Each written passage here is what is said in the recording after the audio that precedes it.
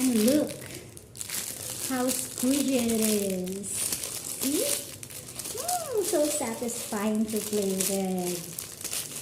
And also the scent. Let's open it a little bit. It smells so chocolatey. Kita nyo?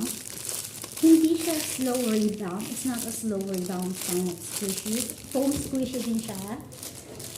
Pero it's so satisfying. You see? You see? I can crumple it whenever I want to.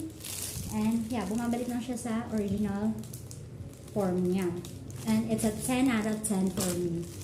Next, we have this one. This one is so cute. This is Loopy. And it's a bubble blowing squishy. So as you can see, it's blowing a gum, a bubble gum. I don't know. And super cute niya. Diba? You just squeeze it and then it blows bubble from its mouth. So yeah. For this one, I'll rate this 9 out of 10. Kasi cute siya. Okay? Mahangin. Next on the list, ta-da! The butter squishy. It's a foam squishy, just like the chocolate bar.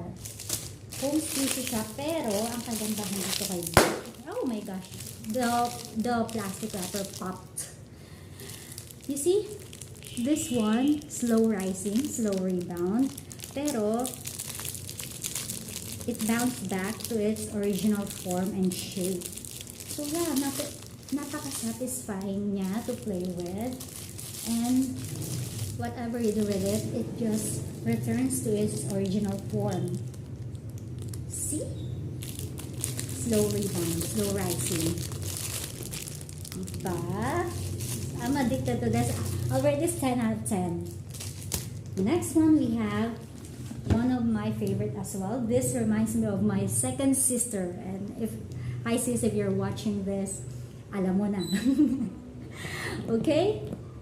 This one is the eye-popping owl squishy. It's an air squishy. There's air inside and then you'll just squeeze it and its eyes will pop out. Super cool, super satisfying to play with. At saka ang cute niya i-display somewhere on top of your table, desk. Yeah, I'll rate this 10 out of 10. Next one, we have the burger squishy. Wala nga lang siyang cheese. I was a bit disappointed because I bought it without cheese in it. It's only